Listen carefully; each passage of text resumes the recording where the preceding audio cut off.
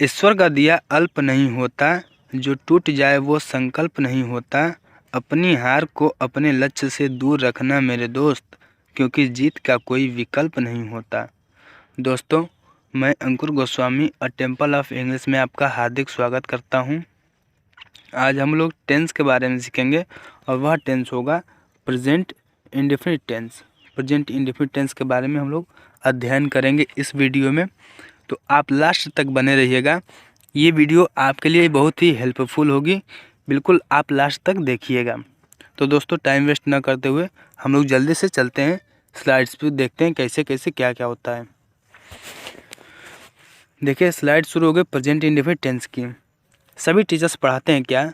जिन वाक्यों के अंत में ता है, ती है, ते हैं इत्यादि शब्द आए तो वह वाक्य प्रेजेंट इंडेफिनिट टेंस का होता है। जिन वाक्यों के अंत में ता है, ती है, ते हैं इत्यादि शब्द आए वह वाक्य प्रेजेंट इंडेफिनिट टेंस का होता है। तो यह आपको नहीं पढ़ना है, ये आपको बिल्कुल ही याद नहीं रखना है, ये बिल्कुल भूल जाना है कैसे क्या होता है। क्योंकि देखो, मान लो वाक्य के अंत में ता है, ती है, ते हैं, तो ये भी तो एक वाक्य है, वह एक कुत्ता है। वाक्य के अंत में ता है, ती है, ते हैं इत्यादि शब्द आ गया, अब ये तो बनेगा नहीं, क्योंकि इसको बनाने के रूल है that is a dog, that is a dog. अगर इस नियम के तहत अगर इसको माने तो ता है आ गया। अब इसमें इज का यूज होगा नहीं, क्योंकि प्रेजेंट इंडेफिनिट टेंस में इज एम आर का यूज नहीं होता है, इसलिए यह कथन आपको नहीं रटना है, जो हम बताएंगे वो आपको रटना है। तो आगे हम लोग देखेंगे इसी वीडियो में कैसे कैसे क्या क्या होगा। तो स्लाइड अब हम स्टार्ट करते हैं। जो हम पढ़ेंगे सिर्फ उसको आप ध्यान दीजिएगा इस वीडियो में और लास्ट तक बने रहिएगा। देखिए, प्रेजेंट इंडेफिनिट टेंस होता क्या, इसकी पहचान क्या होती है? तो पहचान होती है जिन हिंदी वाक्यों के क्रियाओं के अंत में, जिन हिंदी वाक्यों के क्रियाओं के अंत में ता है, ती है, ते हैं इत्यादि शब्द आए तो वह वाक्य प्रेजेंट इंडेफिनिट टेंस का होता है।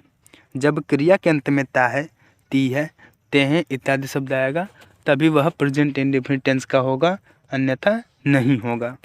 इसकी सहायक क्रिया डू या डज होती है, परंतु इस टेंस के अफर्मेटिव सेंटेंस में डू या डज का यूज नहीं करते हैं, बल्कि वर्ब में एस या ई एस लगाते हैं, बल्कि वर्ब में एस या ई एस लगाते हैं।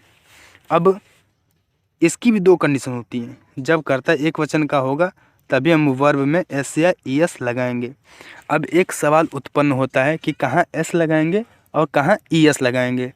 तो जो भी वर्ब होंगी उसमें अगर लास्ट में O, X, C H, S H, double S या जेड ऐसे अगर आ गया लास्ट में, अगर ये वर्ड्स आ गए तभी हम उसके लास्ट में ई एस का यूज़ करेंगे, अगर नहीं आए तो एस का यूज़ करेंगे।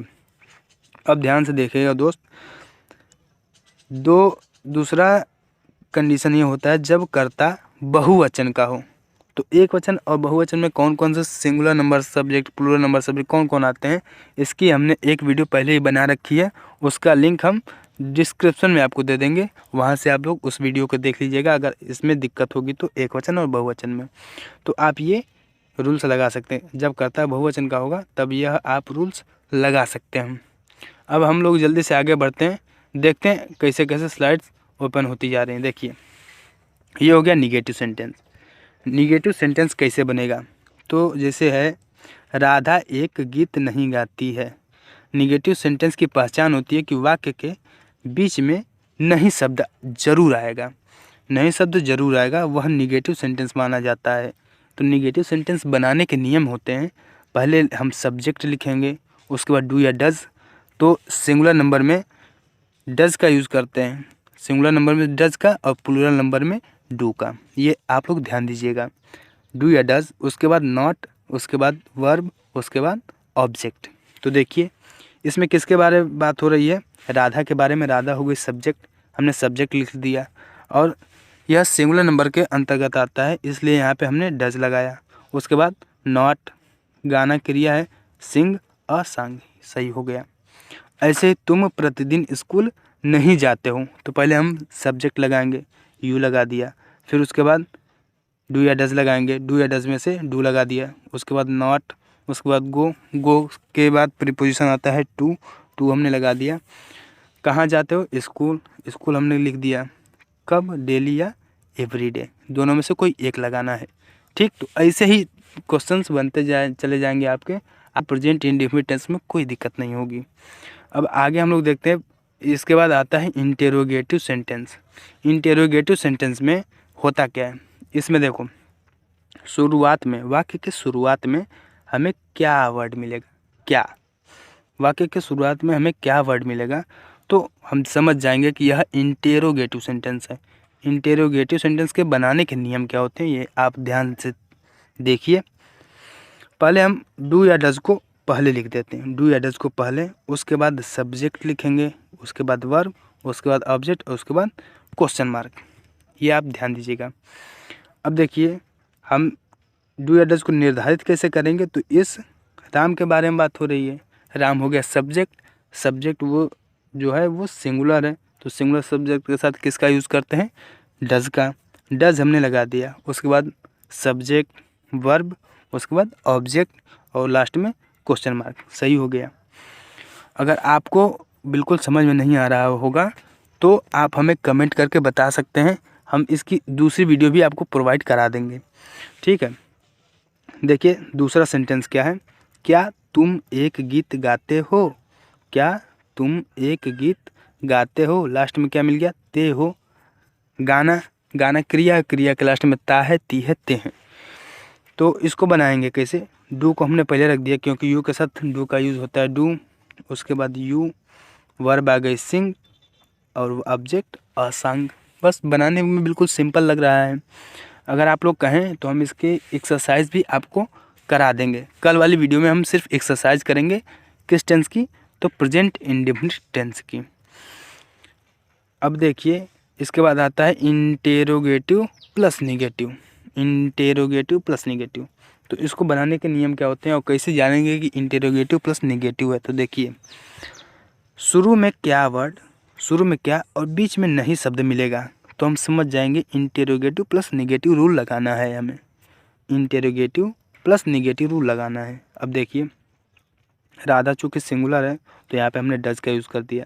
उसके बाद सब्जेक्ट राधा, उसके बाद तुरंत बाद नॉट, वर्ब, उसके बाद ऑब्जेक्ट, बन गया। सिंपल सी चीज़ है। इसके बाद दूसरा सेंटेंस है, क्या मैं एक किताब नहीं पढ़ता हूँ, तो मैं के साथ डू का यूज़ होता है क्योंकि वह प्लूरल नंबर सब्जेक्ट के अंतर्गत आता है। इसकी ट्रिक हम बताए थे, वो वाली वीडियो हम डिस्क्रिप्शन में दे देंगे, आप वहाँ से जा कर के उस वीडियो को देख लीजिएगा। तो देखिए, क्या मैं एक किताब नहीं पढ़ता हूँ, तो देखिए ये बनता कैसे है, पहले हमने डू या डज में से एक रख लिया, उसके बाद आई, उसके तुरंत बाद सब्जेक्ट के तुरंत बाद नॉट, फिर उसके बाद वर्ब, उसके बाद ऑब्जेक्ट, अब क्वेश्चन बन के तैयार। ऐसे आपको लगाना है। कल हम लोग इसकी खूब ज़्यादा प्रैक्टिस करेंगे, बहुत सेंटेंस होंगे, एक ही प्रकार के 6 सेंटेंस होंगे। अब देखिए, इसके बाद आता है क्वेश्चन सेंटेंस। क्वेश्चन सेंटेंस को सॉल्व कैसे करेंगे, तो ध्यान दीजिएगा। क्वेश्चन सेंटेंस किसे कहते हैं, तो WH फैमिली, आप लोगों को मालूम होगा, वाई, वेयर, व्हाट, हाउ, ये सब जितने भी ये WH फैमिली में आते हैं। यानी इसकी पहचान क्या होती है, कैसे ये पहचाने जाते हैं कि यह क्वेश्चन सेंटेंस है कि इंटेरोगेटिव है। तो देखिए ध्यान से, जिन वाक्यों के अंत में, जिन वाक्यों के अंत में बीच में क्यों, कहाँ, कब, कैसे इत्यादि शब्द आ गया, उसको हम समझ जाएंगे कि यह क्वेश्चन सेंटेंस है। क्वेश्चन सेंटेंस ऐसे ही पता लगाए जाते हैं। तो आप ध्यान दीजिए, क्वेश्चन सेंटेंस कैसे लगाएंगे हम। तो पहले हम क्वेश्चन वर्ड को लिख देते हैं, जो क्वेश्चन वर्ड होता है, चाहे क्यों, क्यों का भाई लिख देंगे, कब, व्हेन, कैसे, हाउ, ऐसे हम लोग पहले उस वर्ड को लिख देंगे। हमने उस वर्ड को लिख दिया, उसके तुरंत बाद हमें क्या लिखना होता है, डू या डज। डू या डज में से हम यहाँ पे कर्ता को देख करके, यानी सब्जेक्ट को ध्यान में रखते हुए डू या डज लगाएंगे। हमने लगा दिया। उसके बाद सब्जेक्ट लिखेंगे, हमने राधा लिख लिया सब्जेक्ट, उसके बाद वर्ब, और उसके बाद ऑब्जेक्ट। कोई दिक्कत हो गया। ऐसे ही इसमें भी है, तुम प्रतिदिन बाजार क्यों जाते हो, तुम प्रतिदिन बाजार क्यों जाते हो। तो पहले हमने क्यों की स्पेलिंग लिख दिया भाई, उसके बाद do you go to market. हमने ये कैसे लिखा, तो पहले हमने क्वेश्चन वर्ड को लिख लिया भाई, उसके बाद हमने देखा कर्ता जो प्लूरल नंबर सब्जेक्ट में है, तो प्लूरल नंबर सब्जेक्ट में हमने डू का यूज़ कर दिया, डू हो गया। उसके बाद हमें सब्जेक्ट लिखना है, यू हमने लिख दिया।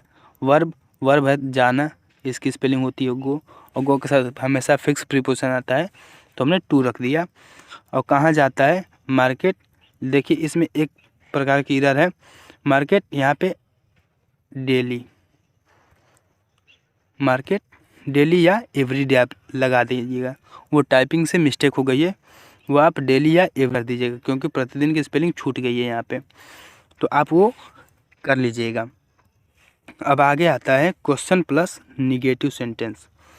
क्वेश्चन प्लस निगेटिव सेंटेंस यह कैसे होता है और कैसे पहचान करते हैं। इसमें क्वेश्चन के साथ साथ यानी क्यों, कहाँ, कब, कैसे के साथ साथ नहीं वर्ड भी आ जाता है, वो हो जाता है क्वेश्चन प्लस निगेटिव सेंटेंस।